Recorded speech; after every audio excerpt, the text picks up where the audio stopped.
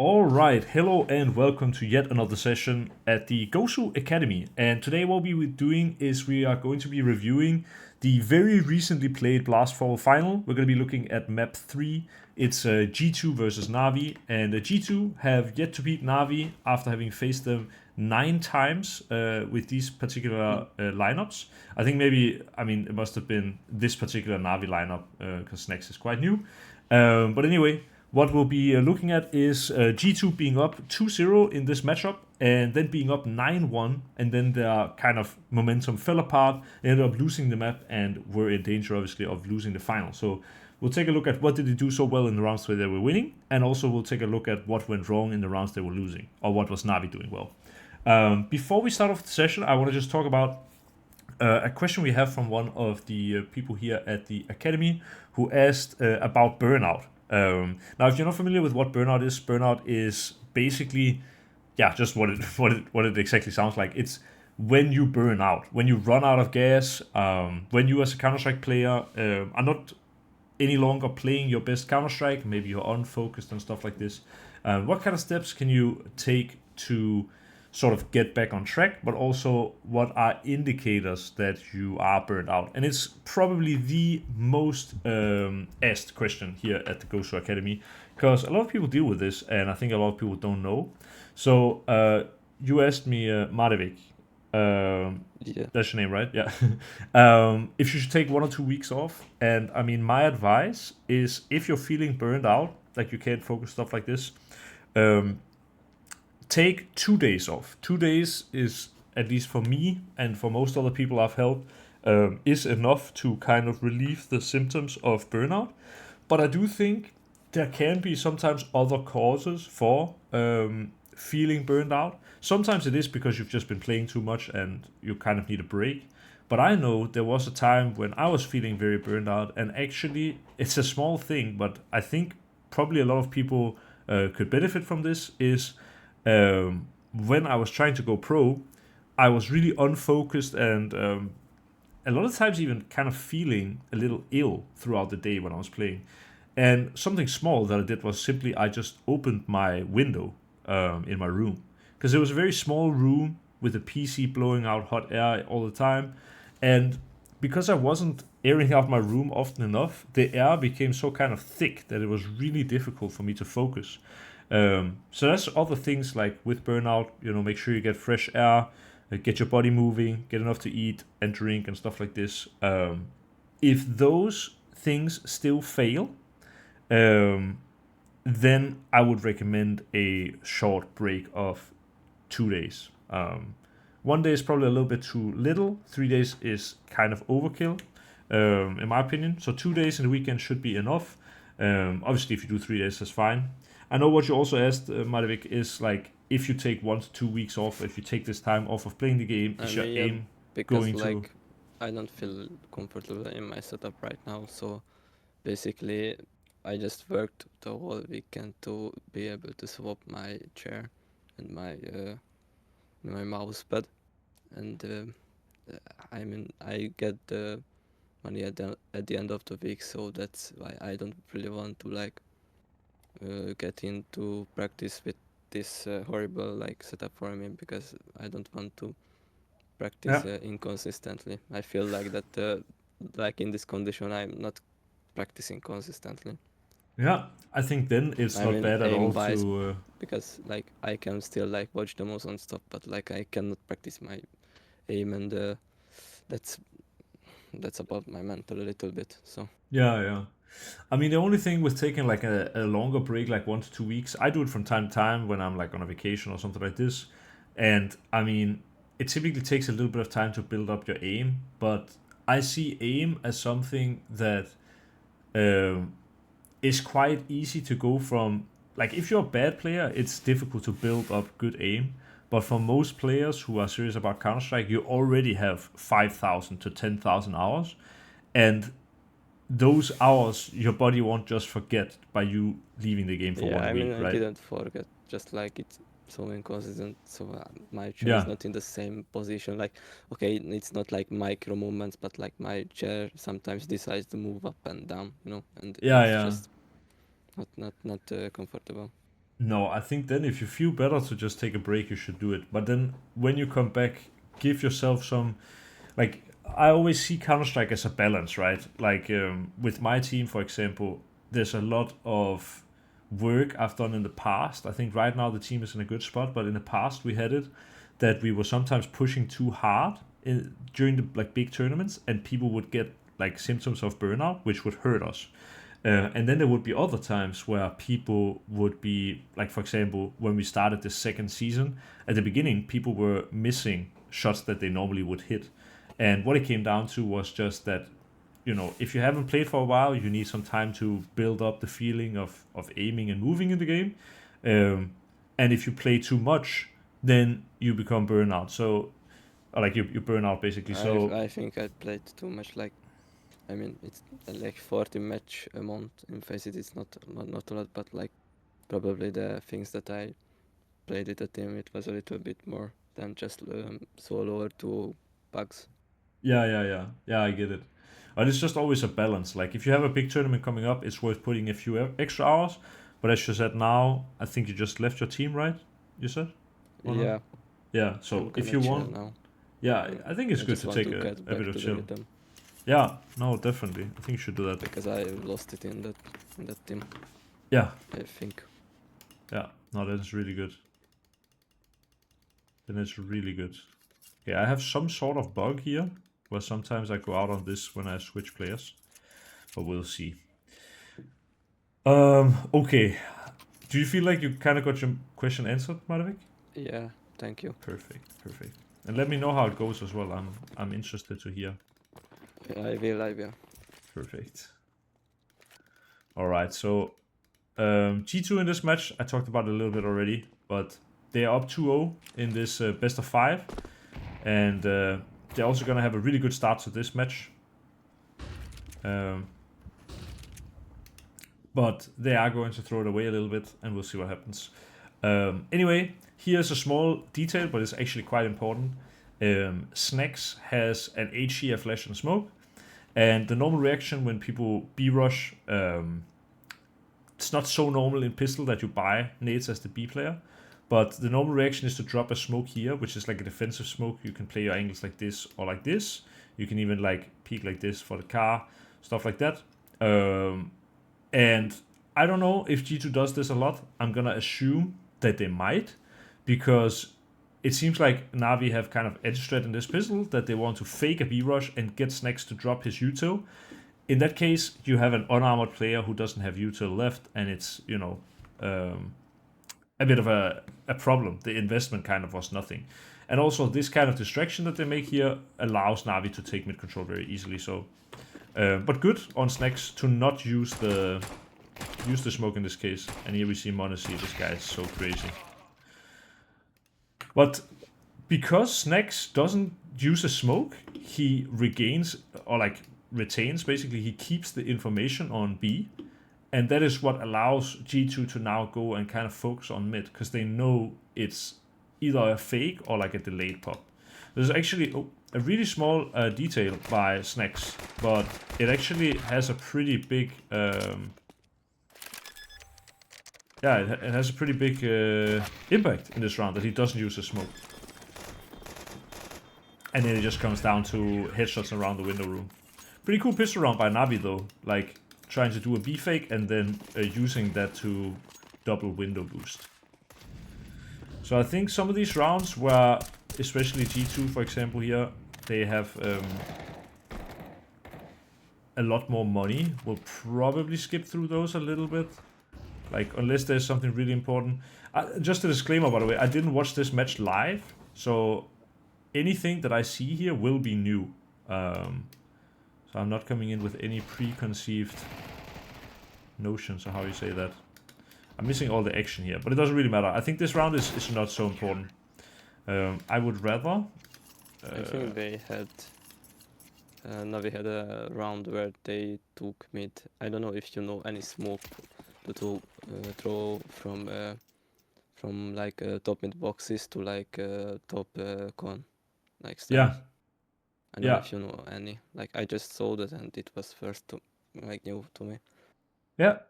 If you can remind me, I can show you the. I mean, I mean, I if guess. I will see it, I will try to. I think it's a full buy for them. Is it this round? Yeah, I mean it is. I think it will be Oh, the it's fourth later. or fifth. Yeah. Okay. I think JL. Oh, he just window smoke. Yeah. All right. We can see. If you see it, then let me know. This demo viewer is so bugged. It's crazy. And since this is like against pistols, I think we'll skip this as well. I would prefer to talk a lot about the important rounds than talk a little about the important rounds and a little bit about the unimportant rounds. So let's focus on the buy rounds here. And I think we'll mostly focus on G2 because they had such a good start to the match. And I think even as they're losing, we also want to look at G2 to just get a feel for what changed. So here is like kind of standard mid control. You will see this a lot from professional teams. Like the AWPer or whoever starts window will do a Molotov behind the island, like the top mid boxes. And then since NaVi did a top mid smoke, a lot of con players will bounce a nade like this to blow up the smoke, and then you can check. If they're not behind the boxes and they're not behind the top mid smoke, then you kind of know mid is clear. We'll see here from Nico, the smoke blows up. He does actually get taken down, but still the information is valuable for G2. And now Monacy playing pretty aggressive out here by himself. He's gonna get a lot of action from NaVi. Good first kill. And also this is like a really good example of what it's sometimes, like the freedom that you sometimes get from being a star player or being a good team. Like I wanna wager that if NaVi here was playing against Wildcard was the first team that came up into my mind, that if they die here by an AWPer con, they are going to swing with 2 and try to trade. But they know how good Monacy is. And even though I would say it's actually kind of wrong from NaVi to not pick here, it's likely because it's Monacy and also likely because G2 are a good team. So they know Monacy wouldn't be crazy enough to play in here alone, and so he probably has someone with him. Like even when the smoke comes here, they're still afraid to peek, and it tells you how carefully they are playing this round. And this is maybe part of why NaVi are getting a rough start into this match. It's actually because of things like this. Like here, in my opinion, absolutely attempt the trade. But there's also the element, just to talk even more about this round, like if you, in this case they were 5v4 and they kind of took a risk, and Monacy punished them for that risk. But now they are 4v4, and this NaVi lineup is basically masters of the default. So for them it makes a lot of sense to, after giving up the kind of entry kill on their team, to not give another one, because they know they can outplay the CTs in a 4v4. And part of that is gonna come from Bit most likely. Him being boosted here in the window is not a position where he will likely be the aggressor or like the initial push. He is playing in a position where when his teammates play towards A, he can go into the window and try to kill the guy rotating in jungle. So we'll see how that works for him. But G2 have kind of read the play, or at least gambled towards this bomb site. I think it's like a little too silent here for G2. And we'll see what that does. Now also small detail, like Malps was playing here. And when you play in that position, you can be spotted from Eps, especially if you have a silenced M4 and you're looking the way he was. But since he hasn't basically had contact on Eps, there is a big likelihood there is no Eps player, because he would have played when this Molotov was thrown. He would have at least peeked this.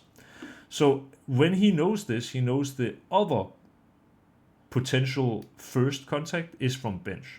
And that's why he chooses to move over to this position instead, because it's still a good position if the slow player comes up, and also Monacy is kind of like taking care of that. But also anyone running bench won't be able to see Malps, and it puts him in a more unexpected position. It does leave him very vulnerable to A-house, but it's a good gamble in this case. We see he's like in a really strong position now. I would say that like Malps in this case could have tucked in a little more, or even just held an angle instead of peeking it. There's even, I think, the option, since he had a Molotov, to, after he gets this kill, like Molotov this area. That way he can't be pushed, from slope at least. But, you know, him taking a fight here is kind of okay still. But yeah, it does put his team in a very rough position later on. I think this must be the early NaVi round, and it is. So yeah, I think Malps could have played that slightly better, by just tucking in and kind of buying a little more time. But it was not horrendous. Now we again see G2 doing the nade top mid for information. This position that Malps is playing here, by the way, is like one of the hardest A positions to clear. I've never been a big fan of playing there myself, but I hate playing against it, and that tells you a lot. If you are not really worried from slope, you can have always a one-on-one against the A-house player because he's typically alone. And if you get flashes from jungle to Tetris, you can even swing and check this. And you can have someone like Molotov apps for you or whatever. It's a super, super good position playing up here on the balcony. You can even tuck in on the left here, so you are more open to slope, but less open to palace, and then swing on timing while your AWP is holding slope. This could have also been a way to play it. Instead, Malps, he actually decides to play aggressive, and it looks like Bit predicted this, because he decided to Molotov top of Balk instead of under Balk, and that is very good read by him. But you see again what I mentioned, like NaVi, masters of the default, especially Mirage, is one of those maps that you can play very default. There are a few maps in the Counter-Strike map pool where it's like, how can I say? There are some maps where the T's are almost unrestricted in the way they want to play their T side. Like, if you play a map like Nuke, for example, there is a timer on most things. Like, you have to do the outside wall to fake that you are down in a certain space and blah, blah, blah, blah. And there's a million ways you can get punished on Nuke while taking that space. But Mirage has been in the pool for so damn long that most teams on T side understand how to play like a fast default, like sort of middle paced default, and a slow default. And you see it here with NaVi, for example. This is an example of super slow default, and it's really difficult for the CTs to do anything aggressive to punish it. So it's a map where people who are good at playing default will have a lot of success on the T side normally, because as CT, you kind of have to play the tempo of the Ts. Like, the Ts are the ones deciding the pace of the match. And that can be really difficult a lot of the time. Look at Monacy here, by the way. Taking a free kill, basically. Gets out of dodge, rotates around, and changes his angle. Now that they have an inkling, for example, from the AWP shooting slope, and also the fact that there were multiple there, they know it's A, and G2 do a good job at clearing out mid together. Oof, that was actually super good by both AWPers. But yeah, in the end, it is a G2 win. Sorry, is someone saying something? Or am I hearing myself? No. Okay, yeah, I think I heard myself. All good. This was not the most this was not the most tactically deep round by any stretch of the imagination, but it was still a cool round in terms of individual duels, like Bit with the Molotov and Monacy with these peaks. Here as well, you see it like what I talked about kind of here. NaVi decided to do 3 smokes from spawn and do fast mid default, basically, or like at least searching kills in mid. And it's difficult to punish as CT. I'm gonna skip this round since NaVi on like a sort of weird mixed buy. does become pretty close, but it's more fun to focus on the Byrons. In my opinion, anyway. So here, we see Monacy running towards B, and there are kind of two ways you can play this. Wait, sorry, this is not Monacy. I'm actually on Snacks. That makes a whole lot more sense. Either way, when you have an AWP as B player, or if your AWP player starts on B, there are kind of two ways you can play it. Either you can like kind of leave this player to their own devices and just let them lock down the fort to their best ability, or something that I am a really big fan of is taking the angle with AWP and instantly pushing together with your rifle. I feel too often teams go B with an AWP, or have your B have the B player play AWP, and they don't really get the full advantage of doing this. Basically, if no one peeks them, they rarely get much from it, and it's difficult to get like some AWPers, some crazy AWPers like Surson, for example, will sometimes push all the way through B house with an AWP, but it is a pretty dangerous play, and therefore having your rifle together with you is pretty good. Here as well, notice that Snacks drops his Molotov and Hunter throws his Molotov and fails it here on purpose. The idea of this, I imagine, is that whoever is the B player will hear the Molotov and maybe understand that it fails, and then they will try to play aggro here because they think they have timing, and then they will peek into Snacks. But none of the NaVi players are planning to do this. Again, as I said, like NaVi, a really default heavy team overall. And you see it here, they again take mid very slowly. They've decided on this from spawn. Now they're gonna once again boost someone up on the ledge. That's JL. And now they smoke Top Gun again. We've talked about this in past sessions as well, but the strength of the Top Gun smoke here is not to be underestimated. When you have mid control as T, and the CTs don't know how many you are out here in mid, doing just a Top Gun smoke is extremely valuable, because it allows basically for the A split, and it allows for the B split. In this case, Nico has potentially the information on the B split. Let's catch his angle. He doesn't actually. But you see it also, because he doesn't have this information, now NaVi are actually able to take space over short. And by going in and clearing ladder room, they know, okay, G2 are playing passive mid.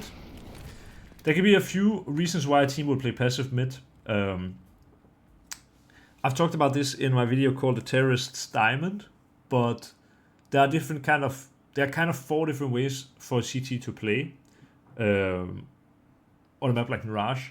There's like heavy mid, like where you play to fight mid with CTs, and then you play like pretty static. So when you fight for mid, you kind of stay in your setups and you let the anchors play the sides pretty alone.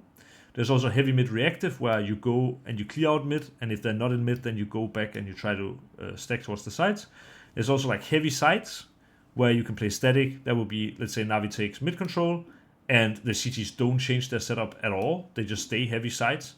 And it is also heavy sides reactive, which is what G2 are doing in this case. Monacy and Malps, they together, when NaVi took mid control, decided to push slow. And because of this, they've managed to gain a whole lot of ground towards A, which does make things easier for them. There's a very good chance that NaVi know that Malps is either pushed through slope or is in this position. Does anyone know why NaVi would know this? Because he's the contesting collector. He has to be like... I mean, he wouldn't play like City because that's an easy spot to cover with smokes and stuff. So like he has to be on somewhere that he is not like expected, and they're like they don't have a player on pit, so they have to expect someone to be there in that area. I hear a lot of good reasons why this setup is Or good, but I Bit don't hear just why. hurt him. Yeah, that is the kind of answer I'm looking for. Like Yeah. when you have an AWP zooming here default, it is because they are playing like these angles for con. And these angles are really good with AWP because when there's no smoke, at least you can, kill people walking up in this side. Or you can also move a little bit more left and you can hold over short. It's a really, really strong AWP angle. And for your AWP to be allowed to play default, you either basically need someone here or here. Like you need someone who's holding Palace, because a Palace player like Bit, if he knows AWP is here, will always go and take this duel if he thinks it's free. But it's again, when you get to the high levels of Counter-Strike, Bit hears what sounds like a free kill, but he knows there's no chance that this kill can be free. Like either maps can play up here and check slope on timing, or here, or here. But there's no way Monesi is playing A alone standing here and zooming. There's just not even remotely possible. Like it's not even a 1% chance, because G2 are too good to do something like this. Now Hunter's actually getting killed from short. We missed it a little bit, but good setup here by G2 as well. And I mean, I mentioned those exact words so much that like NaVi are kings of the default. And it is true, but sometimes the problem with playing default is that it also can get a little predictable. Like we had this problem in my team, or it's not a problem, but we had this situation with my team recently that we went out mid and we did like window smoke from spawn and we did like the bottom con smoke and whatever. And then we ended up like re-smoking window and re-smoking top con. And it was clear in this round for NaVi that Alexi B threw the smoke bouncing here and went here. If I'm not mistaken. That's how I remember the round. And when you throw it from down mid, well, when you've done window smoke and con smoke, if you then also do smokes from down mid, it tells the CTs that you definitely still have people mid. Like it's not smokes and mirrors, but if you would, for example, smoke window and con and take mid, and then the smoke would come from back here, well then whoever threw this top con smoke could at this timing already move to A or to B. So by throwing the smoke by hand like this, it's more likely that G2 think that NaVi is playing through mid. And also, since NaVi like to play mid defaults, or just defaults in general, pushing down into slope and clearing that area out is super good by G2. It's just like very kind of basic Counter-Strike, but it's super good. Here as well, Hunter, he saw a wonderful peek towards B, but he also saw that no rifle was there with him. The likelihood of the round then ending on B is very small. And when he nades him away, he smokes him off, and then afterwards nades the smoke, he gets even further information, and then he can basically read the round. So again, super good by G2. Like, this is how you want to play against a default heavy team. I'm gonna skip this round again, because the T's don't have that much money. And I know I am a professional yapper, so I will talk too much, and we won't be getting like good analysis for the later rounds where G2 is struggling if I don't skip some of the rounds. Here again you see NaVi starting out super slow. And G2 this time with like a mid setup to punish if the T's go late mid. Also note, by the way, how little information NaVi are giving away here. Like, they took mid, and there's not been any sound since. So it's really difficult for someone like Monesi to know if they have someone walking close and staying in the smoke, if there's someone ready underground who can play off timing when a fake comes in, or if they just left mid, which is seemingly what they have done. But here we see again G2, like, they do stay in pretty forward mid positions on multiple players to keep the information for a long time. And we'll see. Oh, they actually fail the window smoke, which is an issue. And now they do top gun smoke as well. And look what a gamble G2 are doing here, actually. They decide to fully sell A and focus on mid. Which is an interesting decision. Like, it is, again, obviously a risk. But NaVi as well, this is also one of those things where Counter-Strike can sometimes look a little stupid because, I mean, NaVi are hitting a bomb site right now that has 0 players on it. But they don't know that, so they're just waiting. And as soon as G2 are gonna find out here, they will move over and try to defend the A bomb site. This smoke that was just thrown and landed to re-smoke A house is so powerful because it allows m0NESY to do what he's doing now. If you have a Molotov or a smoke up in Palace, you as AWP can go out and fight these angles. My guess is that when Wonderful dies here, because I assume he will die, Bit will try to step through the smoke and see if he can trade. But I don't think he will. Oh, he actually waits and waits for the second shot. So in this case, it was really, really good. And I think G2 win this round, if I'm not mistaken. So this is a little bit of a... Yeah, it's a more than a bit of a bad round for NaVi. And another nade. That's crazy. Interesting as well here. Nico was just... He just showed himself con by killing 2. And now he rotates over. The same thing was what we saw m0NESY do. He killed someone from CT and rotated over to jungle. And this is like... you know... It's a small detail, but it actually makes a big difference. You even hear, actually, and this is a big thing. So, basically, Nico rotating around now means that NaVi kind of have information on Nico Con, but they don't know what the other player is. In this case, Snacks has an AWP. So what he does is he takes a random shot through the smoke. Now he's gonna go pick up an AK, which is the same weapon Nico had, and now he's gonna spam the wall. So now, I think maybe we even saw Immer change his viewpoint here. Let's see. Like, here he's standing. Now AWP shoots. He's looking for angles. As soon as AK shoots, now he tucks in. Now he's like, okay, they're both there. And, like, actually a pretty cool detail from Snacks. The rotation from Nico and the fake from Snacks here is what makes Immer, I guess, extra sure that they're both coming from here. Which gives Nico a sort of unexpected timing. I think Snacks is making the bait a little obvious here. I think that's why Bit stays vigilant and keeps focusing on this fight.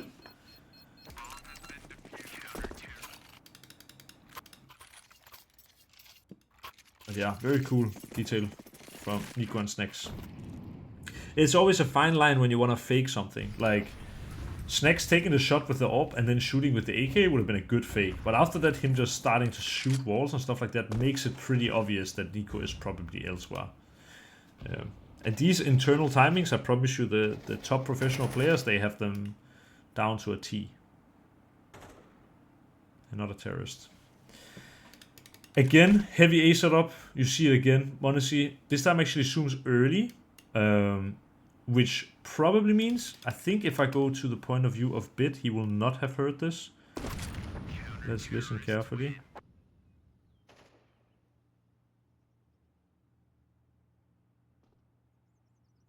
He heard the drop, but he didn't hear the zoom. Just like I expected, basically. And this allows, again, for the slope players to trade out here. And now that they were close slope, it gives m0NESY more freedom. But in this case, it's actually, again, I mean, there's so many small details when you look at the tier 1 level, right? Which is always so interesting. But if you go in Bit's point of view, I think actually Nico makes a bit of a mistake here. So he gets the kill on JL. Now he jumps and he steps towards Shadow. Now the only way that Nico can step towards Shadow is if obviously he left slope and went here. Because it's not possible that the AWP is doing this movement, basically. And that's, I think, why Bit now goes out and tries to take a timing. And if Bit would have timed this a little better, he would have potentially gotten both kills. But I do actually think it is a little bit of a mistake by Nico to make this movement. He could have walked there instead, and then Bit probably doesn't play. But in the end, I mean, Nico ended up getting the kill. Look as well. Yeah, there's so many small details. I love it. But now the smoke comes slope, and G2 kind of just ignores slope. If you take a look at the radar, m0NESY is like fully open for slope.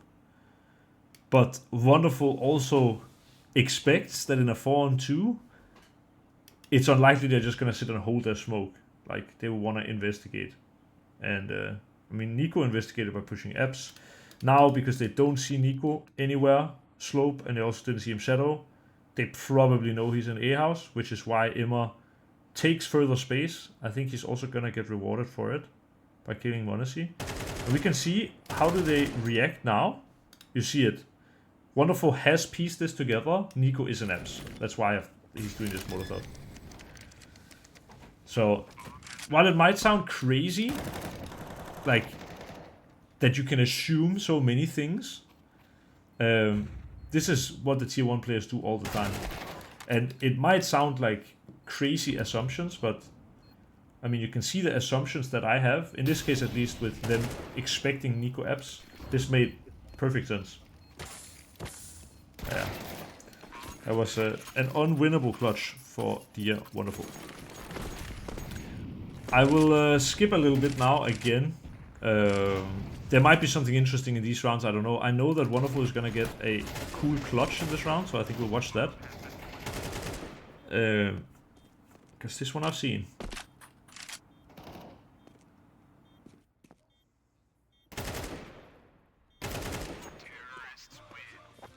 It's actually a crazy clutch when you think about it. Because like, if we slow this down and we put show impact on.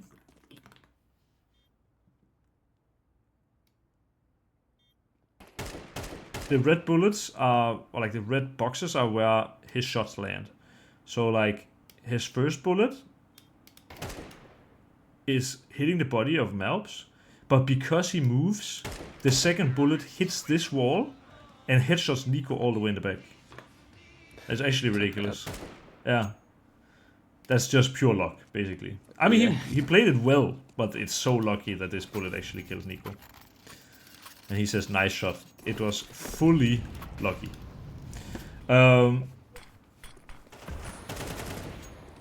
This is just, yeah, really quick from NaVi.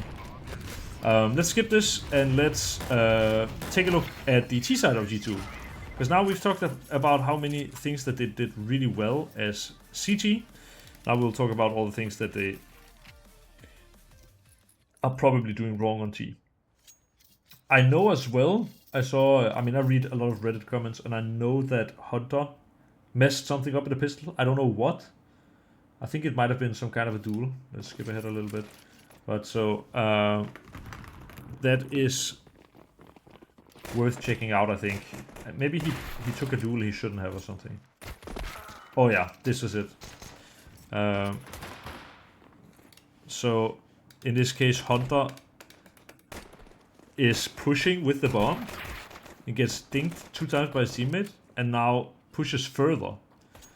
He doesn't realize he has the bomb, and then when he realizes, it's kind of too late. And yeah, this is pretty big part of why G2 don't get the bomb plant, and now are gonna get smashed. Not getting the bomb plant as T is a big deal in the pistol round, so very big oopsie from Hunter here. Once again, we'll skip this eco round, and then we'll take a look at G2's T side after. Okay, first buy round. Let's see what they do. So, also just for people who, you know, haven't played professional Counter-Strike, it is very typical that teams will do in the first buy round either sort of a direct counter to something that they found. Like, let's say, sometimes it happens that my team is playing, and I come up with a really good first buy round because I know that their A player... I'll even give you an example. No, actually, we didn't even do this. No mind. Because I had a good NT, but we didn't end up playing the map. But basically just, I had an NT on a team recently that their A player on Anubis always uses her Molotov early and then uses a smoke on top of the Molotov. And our first buy round was designed to destroy her, basically. Because if you see something that is like a pattern, you can abuse that basically. But majority of the time, professional teams in the first buy round will be playing default, at least a CT, because you don't know how the other team is going to set up into the game. Like a lot of tier 1 CS as well is like conditioning, so you want to start out playing a certain style and then maybe change it up later. This is actually a really cool smoke. Like, we saw G2 do this earlier, where you kind of smoke off right side of con. They did it more as like a deep extending smoke here. But it allows Wonderful to go out mid because there is no gap. And we saw G2 do it as well. So this might be one of the new meta smokes. Like, this extending smoke or smoking in front of con is not really that new. But using that as a way to block T's from taking further mid control is kind of... Normally you do that smoke to block them from taking short control. But G2 are basically doing it. And NaVi doing it to block T's from taking control through down mid. So far, this looks like a pretty good mid default. There is one issue, and I mentioned it already earlier. It's like, this does feel like a heavy mid default. Like, G2 here has someone down mid who is making a ton of noise. So for NaVi, they should probably know that it's multiple players mid. And that's likely also why they now go double short and fight. So we'll see how that works. And also, another small detail, but like here, it's Wonderful fighting first. Normally, you would want your short player to fight first, because then if there's an extra player, they maybe don't expect it. When it's Wonderful who kills here, you will typically expect the second player. So now they should actually expect the second player. They didn't really, because everything happened so fast, most likely. But if there would have been more time between the kills, it's very possible and very likely that G2 would have pieced things together. Oof. So unlucky is that. Not the most eventful T round. I'll skip this one. But still interesting. I mean, there isn't anything wrong about a heavy mid default on Mirage. But ideally, when you have many people mid, you don't want the other team to know that you are heavy mid. And what was done in this round could have been a fake by whoever was down con. But yeah, even if it was someone just shooting alone down mid, by the CTs doing an information play from short, they will know if there are people mid, basically. That's something that we saw, at least on the T side, NaVi doing better, in my opinion, is that even if they were heavy mid, they wouldn't be making that much sound. And if they weren't heavy mid, they also weren't making that much sound. So it kept the CTs guessing a little more. That is a nice peek from Wonderful that he actually gets away with. Man, I wish this demo wasn't so bugged so that I could change players more easily, but we'll have to make do with what we have. You see here, this to me is a much better default in mid. They've gained mid control, they've made the CTs leave, and now they're full silent. And now we see this, I guess, here on the palm tree. I know that in CSGO, this palm tree was moving a little bit. In CS2, I believe the palm tree isn't moving at all. So you can actually use the palm tree to line this up. But yeah. Now, they take mid and they do a little bit of pre-fire spam. But again, notice the difference here is also that because this smoke got thrown from top mid, for all NaVi knows, Snacks could have left and gone back to A now. They don't know how many are in mid. If instead Snacks would have thrown it from down here, and then Malps also would have thrown this from down here. I'm not even sure actually if Malps threw this smoke for himself. But it gives the feeling to the CTs like you're more heavy mid. Essentially.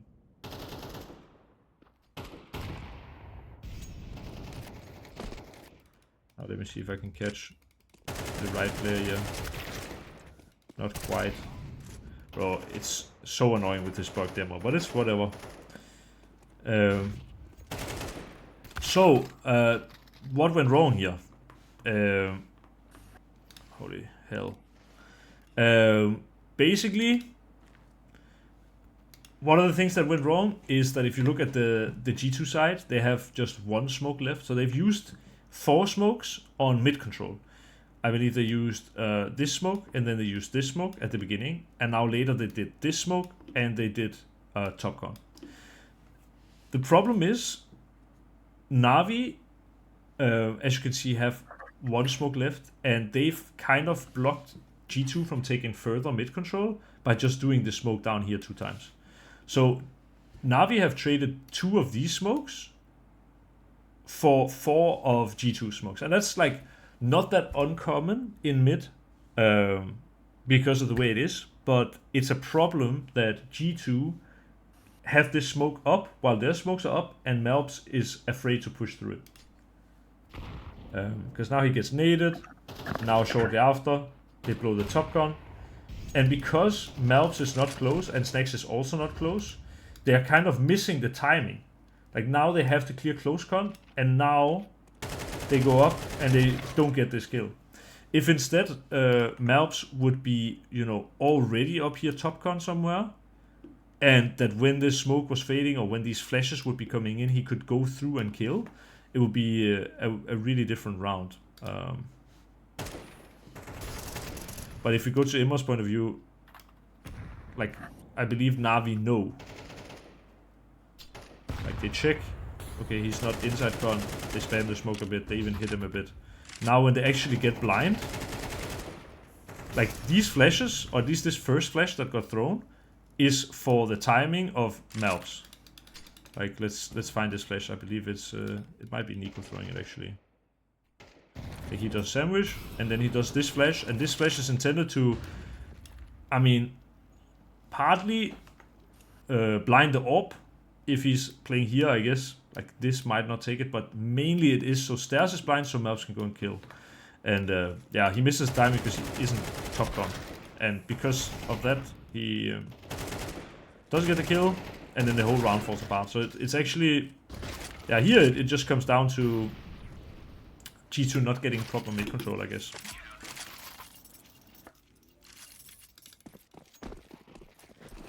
Let's skip this round as well, since both teams are not on a full buy. But it is interesting to see that G2 did basically everything right here. Like, they played a non-mid heavy default with, like, decent sound. Like, they made a little bit of sound, but not too much that it was obvious that they were faking. And also not multiple people shooting, so NaVi are still guessing about how many people are where. And the only thing that actually probably cost them the round here was just the fact that Malps didn't manage to get into con. Like, NaVi did a good job of blocking this. Here as well, again, really small detail, but G2 again go for mid control here. I think they did smokes window and maybe one more, I'm not sure. Now they go and fast clear underground with flashes, and they immediately go back. And JL obviously hears everything here, but also it seems like G2 are going with a pretty fast mid default. And instead, what they're doing here is just Monacy is punishing if the B players push, because when they did actually do this bottom smoke, or maybe it's Emma's smoke, I'm not sure. But when I do this a lot, by the way, this is a really good trick. If you play against Ts who always go heavy mid, like 4 or 5 mid, the best thing you can do is push on the sides. It doesn't really matter if you push on A or if you push on B, because if they are 5, then it doesn't matter where you push, you're gonna get space. Or if they are 4, it's like a 50-50 if you're gonna find space or not. And it's in fact even like a 66%, because if you push on slope, for example, well, the guy can be in Abs, he can be slope, and he can be B. So there are kind of 3 entry points for the CTs, and if there's maximum 1 T who is defending these 3 areas, there will always be a gap. So it could be here that this might be me overthinking, but it could be that G2 are, you know, using this flashes to make it seem like they're going fast mid, and then m0NESY is I mean, he's probably just holding for push, so because he has nothing else to do. But it is also this what they're doing could potentially make G2 push on the sides. Sorry, NaVi push on the sides. But instead now they go with a full B pop, and you can see, I mean, the majority of NaVi is defending mid. It is super good entry pathing by Malps. Doesn't actually get the kill. That might just decide the round. But G2 even smoke and yeah. Like, honestly, a great round from G2. One thing I do want to see is why was the spacing on the second guy so bad? What did Hunter do, or what happened to Hunter that he was not with his teammate here? Ah, okay, Malps fails his flash. And because of that, Hunter isn't fast enough with him. Because I believe if Hunter was with him, G2 win this round. So, again, actually really, really small details that cost the round for G2.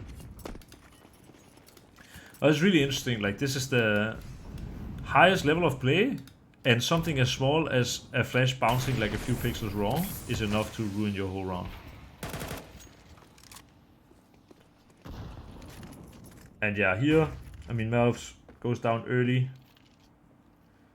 We talked about it a little bit, but when you do window smoke and top mid smoke as T, all it takes is a Molotov behind boxes and a nade, and you're kind of trapped out in the open. And I believe even Snacks used his smoke on the Molotov top mid, or like behind boxes. And that means also that he lost the smoke. That's why they kind of run out of options now, and they just have to go for sides. Yeah, this is pretty impossible for G2. Especially with op short.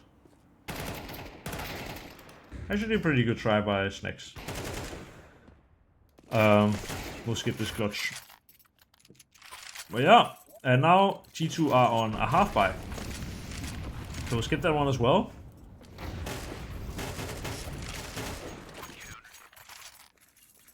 And then I think we're coming down to the last buy from G2, last full buy.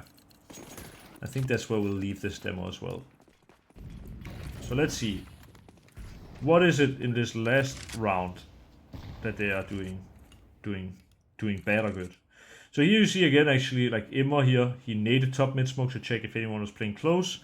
I think the reason why, like I talked about it, normally you do the Molotov and then you do the nade here.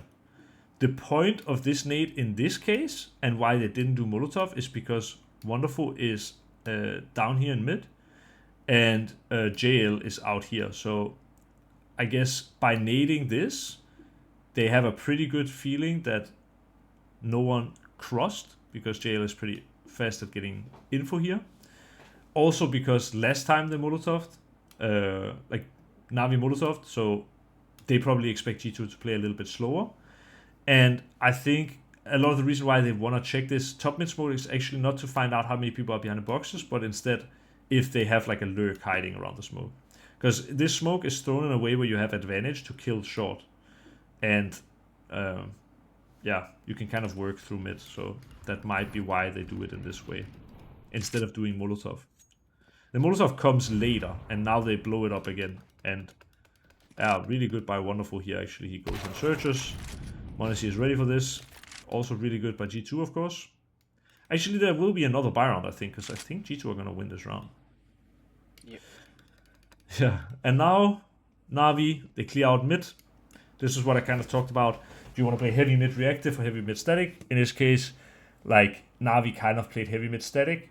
They went out. Wonderful tried to get a kill, but now they're staying in mid. And they're leaving the sides pretty open. You see Alexi playing a kind of retake position where he can help mid if he wants to. But also if they come B, he can kind of play for the save or for the retake. And now that they are coming into A, NaVi still have time to make it all over, essentially. And JL actually gets the kill on Nico. Okay, never mind. These two are not gonna win this round. Or are they? Okay, prank. Prank again. But then prank one more time. Let's watch Monesi's skills here. So, good first kill onto Emma. And now this is that's a bang up shot. Let's take a look at the final buy round. You see the G2 Academy has been hurt by winning this 1v1. But obviously winning a round, you always buy into the next, and also in this case they don't have a choice. I mean, it's 11-11. The match comes down to this. And again, we saw the combo of breaking top mid smoke, Molotov behind boxes. They might even break it again, we'll see. But by doing this, now that the top mid smoke has faded, NaVi know 100% G2 are not out mid. And that's really valuable information. Now JL, as you can see here, he can jiggle top mid, which does have some risk, but he jiggles and it allows Wonderful to keep holding underground. Now G2 are going to do like a second mid set. Because Wonderful has had information on underground for so long, he knows it will take a while before the underground player comes forward. So he can play more freely in mid. He actually dies by doing that, so that's quite interesting. And then it's, I guess, kind of like a... I mean, I've talked a ton about it. There is a relationship between mid and A on Mirage specifically, where it's possible that Wonderful dying here makes Nico think that NaVi are playing heavy mid, and that's actually not the case. Wonderful is just playing alone. So when Nico takes his timing here, he does catch Bit in a position where he's alone, but Bit is not playing without support, I guess. So he can play a little different. Now he is playing without support though, because Snex gets yet another kill. And now Bit even gets Molotov. He gets traded. Now, really all important, Snex needs to stay alive here, and he doesn't. The reason why Snex needs to stay alive here, I mean, that I think it is kind of obvious, but he is known in this area, but there is this really good quote from Chess that you can apply to CS as well, which is the threat is greater than the action.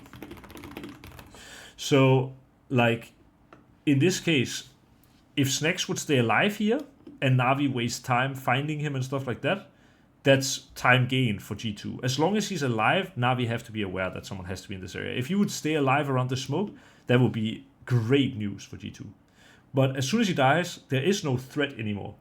And that's why, like now, it's just a regular 2v2. NaVi know both players should be towards the left side of site, and it comes down to duels. This is a really good grenade by Monesi. He even picks up another grenade actually. But it's not easy to play open here. Now a good grenade. Actually a tag, but then a kill. It comes down to a 1v1 in... actually slapped the desk here. Yeah? Yeah, he was frustrated. Yeah, I fully get that honestly.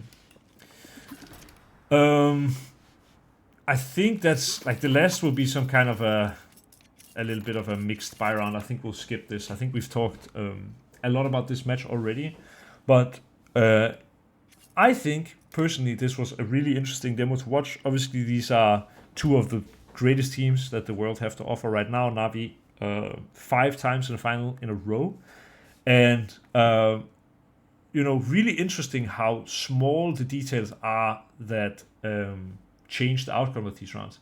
I think there are some maps in Counter-Strike, I'll mention Nuke again, it's the best example, maybe also Vertigo and stuff like this, where I feel it is most of the time the best team that wins. But on maps like Mirage, sometimes it can come down to like one single duel, and in this case, for example, both teams are playing great.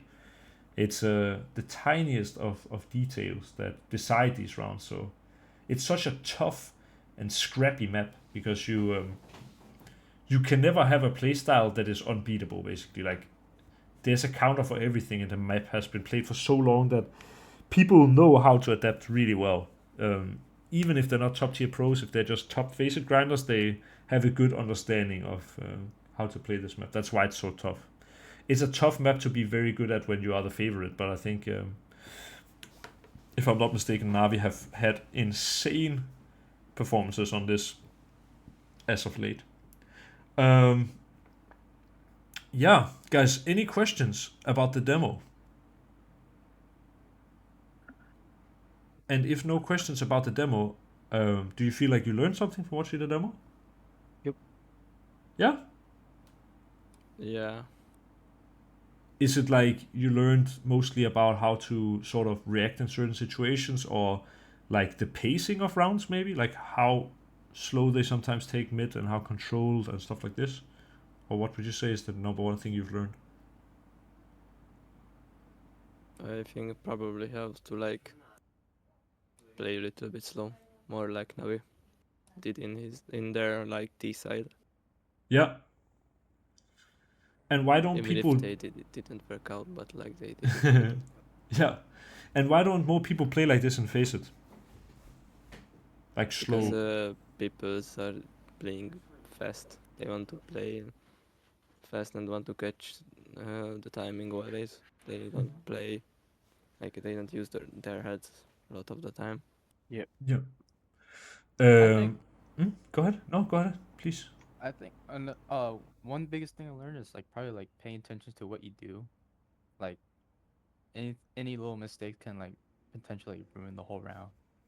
Yeah. Like for maps, when you throw that flashbang, you kind of like Yeah. mess it up and kind of And cost them the whole I round. thought it was really interesting also the tiny detail, like really good point actually, but the round where Monacy like dropped and you could hear the drop, but he zoomed early and the A house player couldn't hear it. And then we had another round where Monacy was zooming here and we know the A house player could hear it, right? So like him just zooming a little early made the difference in the A house player knowing if there was an AWP or not. I think that's pretty cool. Isn't one of the bigger problems though that in Face It, um, you can't do all these things alone. So it's all dependent on your team too. So even if you do want to play smarter and slower, if your teammates don't want to, it's kind of Yes. useless, right? Yeah, I mean, what makes a slow default possible is eliminating the routes of aggression for the other team, right? And this is basically what you're saying. I'm just using fancy words for it. But like these peaks that Wonderful is doing, for example, they could have killed G2 many times. One of the times, for example, Monacy was holding it. They're good at blocking the CT aggression. And you have to, if you are good at playing slow, you have to be good at punishing the other team or blocking the other team from doing the aggressive things on the right timing. So this is why it's difficult in Face It. Like you won't have perfect flashes and molotovs, and people will all be on the same game plan and stuff. That's the big difference between Face It and Tier 1 CS. But this is, at this current moment in time, at least the strongest, I would say, style to play. Like taking mid and then maybe re-smoking and then playing like super slow and not giving the CCs a whole lot of info. But it is a tough style, and you can't really do it in Face It. So it's one of the big differences between Face It and Tier 1. Guys, as it always is, basically, I have to wake up very early tomorrow. So I think we'll have time for just one question, since also we've kind of taken some extra time here after the demo to talk a little bit. So if someone has a burning question, let's hear it. Otherwise, we just say thank you for joining the session tonight. Yeah, thank you later. Okay. Yeah, Thank well, you. thank you so much, guys. If you have any requests for future sessions, do let me know. I thought, I know we've been I think the last 2 sessions before this was kind of where I was reviewing my own gameplay in a way, and now we're doing a demo review. It is partly because it's difficult to find topics to talk about, but also because the 2 games from my stream that we reviewed, I think they were very interesting, and I thought we have actually never reviewed a professional team. Since this map just got played, I thought it was pretty interesting to do. I normally don't do Sunday sessions, so I know I will be the first one to do this. But yeah, if you have any requests for future sessions, do let me know, because it's always very appreciated from me.